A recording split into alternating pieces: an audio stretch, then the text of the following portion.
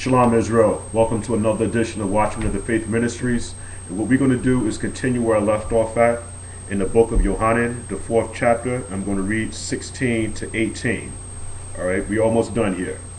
The Messiah said unto her, to her is the woman at the well, go call thy husband and come hither. So we see that the Messiah is now talking to this woman in the form of marriage. All right, because just like I brought out before, that the Messiah gave Northern Kingdom a bill of divorce, which can be found in Jeremiah, the 3rd chapter, the 8th verse. So the Messiah is asking the woman to go call her husband. He's not talking about her literal husband. All right, we're talking about gods here. All right, philosophy. I'm going to show you that this is exactly what this is talking about. The woman answered and said, I have no husband. But the woman is believing that the Messiah is talking about her husband. Husband, as in a man gets married to a woman. But that's not what the Messiah is talking about. Messiah said unto her, thou hast well said, I have no husband. Because remember, again, the Messiah gave Northern Kingdom a bill of divorce as it is stated in the book of Jeremiah, the 3rd chapter, the 8th verse. For thou hast had, I skipped the verse. The woman answered and said, I have no husband. The Messiah said unto her, thou hast well said, I have no husband. The 18th verse. For thou hast had 5 husbands. And if we understand history correctly, we understand that these husbands is talking about, all right, the idolatry. This is what it's talking about. These are the 5 gods that Northern Kingdom was worshiping during this time. And the main god that Northern Kingdom was worshiping is called the god of Ishtar, the fertility goddess. This is what Northern Kingdom was involved in mainly.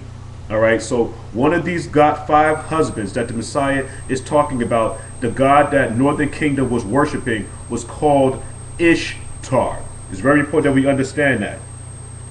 For thou hast had 5 husbands, and he whom thou now hast is not thy husband.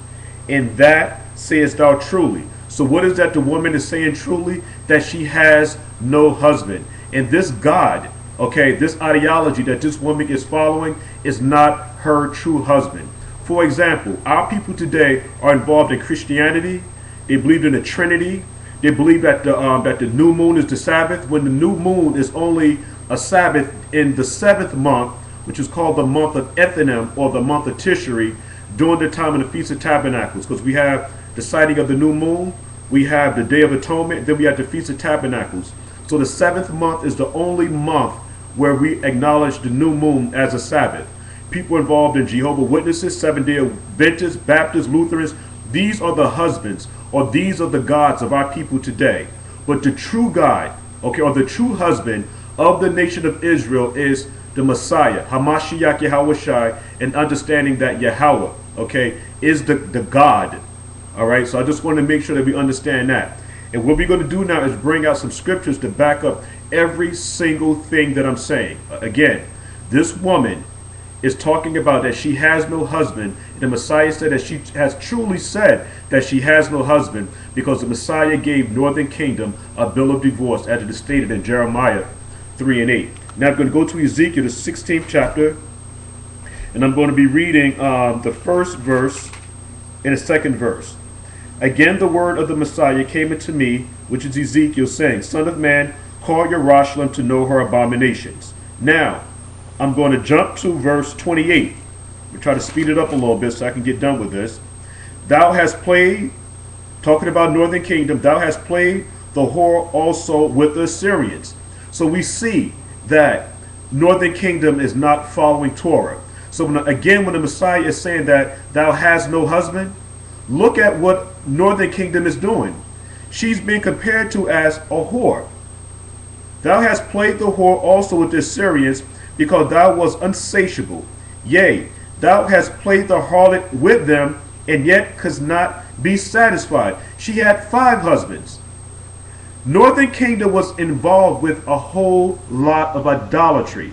That's what the word husband means. It means Baal. All right? She's following Baal. She's not following the Messiah. So make sure we understand what it means when the Messiah said, thou hast had 5 husbands. All right? Verse 28, 29. Thou hast moreover multiplied. 5 husbands is representing more than one husband. northern kingdom has multiplied. Because 5 is greater than 1. So we talk about multiplying here.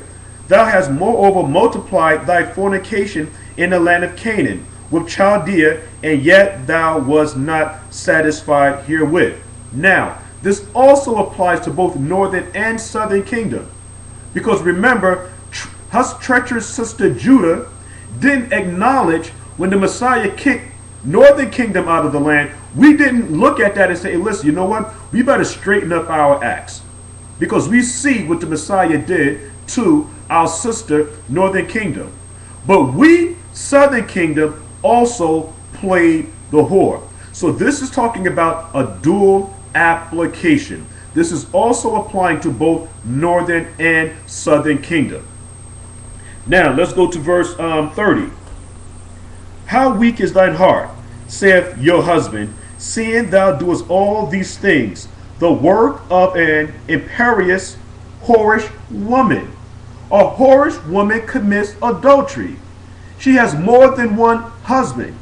She has multiplied her sins by having more than one husband. The job is that we're supposed to have one husband, and that husband is the Messiah. 31. And that thou buildest thine eminent places in the head of every way, and makest thine high place in every street, and hast not been as an harlot, and that thou scornest hire. But as a wife that committeth adultery, which taketh strangers instead of her husband. So what is the penalty when a woman takes on another man outside of her husband? She's called a stranger, and she's exiled out into the nation. She's no longer in covenant relationship with her husband because she took on another man outside of her husband to be her rightful husband. Now, let's go to verse 35.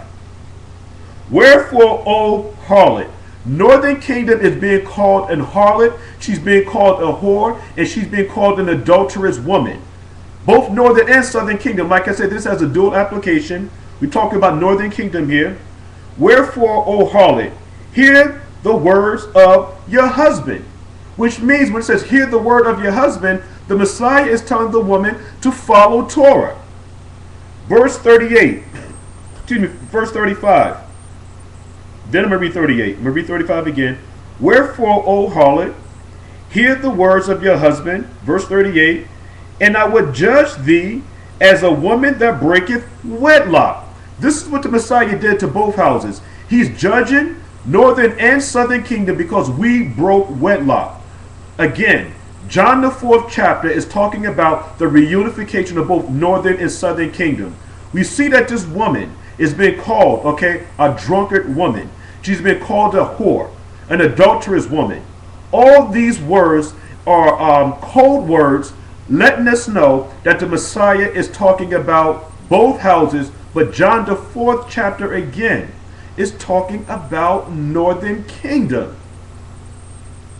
And I would judge thee as a woman that breaketh wedlock, and shed blood are judged. And I will give thee blood in fury and in jealousy. We're talking about going into captivity. We're talking about exile. All right? It's very important that we understand what's going on. She broke wedlock. When you break wedlock, you're given a bill of divorce. The Messiah gave northern kingdom a bill of divorce. This right now should be so easy for us to understand. Please make sure that you read it. Take your time. If you have to go over it again and again, it's no problem. We must come to the understanding that the Messiah died for the nation of Israel. That's the gift. All right? That's the grace. Understanding again the redemptive role of the Messiah. He came to die and to reunify both houses, northern and southern kingdom. The Messiah is going into Galilee. Why? Because he's trying to rebuild the breach. That's what the breach was made at, people. He's rebuilding the breach. He's talking about reunifying both houses, northern and southern kingdom. Okay, I read 35 and 38. Now what I'm going to do, I'm going to read verse 19 in the book of Yochanan, chapter 4, verse 19. The woman said unto him, which is the Messiah, Sir, I perceive thou art a prophet. Why is this woman perceiving? She's coming to the understanding that, wait a minute, this guy is talking about living water, everlasting water. He's talking about all these things. And this woman, she's starting to perceive and understand that this man might be a prophet. Is there anywhere in the scripture where it's talked about a prophet is going to come? Let's go to Deuteronomy 18:18. Let's see what is this woman perceiving where the wheels are starting to now turn. Wow, this man might be a prophet. And let me sit back and try to understand exactly what this man is talking about. Deuteronomy 18:18. Moshe is saying, I will raise them up a prophet from among their brethren. This man is going to be an Israelite, okay? Not somebody from another nation. Right from the loins of Israel, somebody is going to come and redeem the house of Israel. This woman is starting to perceive that this man is a prophet because this woman is understanding Deuteronomy 18:18. This is Northern Kingdom. I'm going to read it again. I will raise them up a prophet from among their brethren, like unto thee, and will put my words in his mouth, and he will speak unto them all that I should command him. This is talking about the coming of the Messiah. All right? Northern Kingdom knew the scripture, even though they were a backward nation. Now, when we go back now to John the 14th chapter, the 19th verse, this woman said unto him, to the Messiah, Sir, I perceive that thou art a prophet. Not just any prophet, because even Northern Kingdom understood that the Messiah was coming. They understood that, and it's going to explain to us in detail in John the 4th chapter as I continue that this woman understood. She understood now Deuteronomy 18:18. I'm going to read now the 20th verse. This woman is now telling the Messiah, because now she's starting to get hostile. All right. Our fathers worship in this mountain. This woman is now trying now to be, again, an ass with the Messiah. Because there's a discrepancy going on between Northern and Southern Kingdom.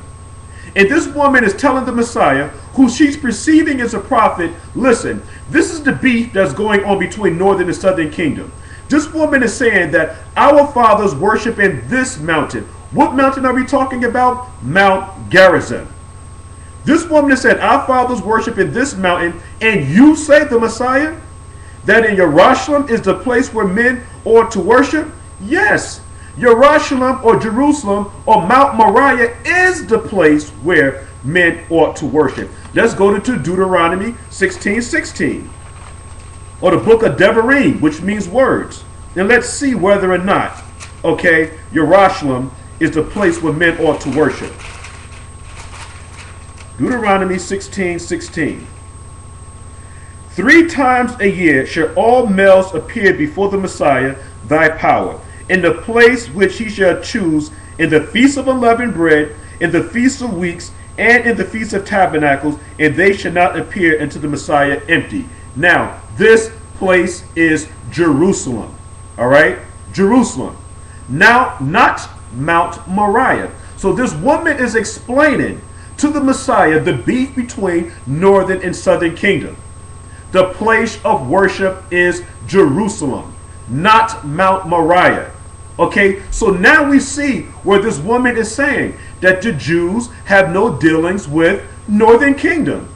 And one of the reasons why is because they believe, again, let's put the pieces of the puzzle together.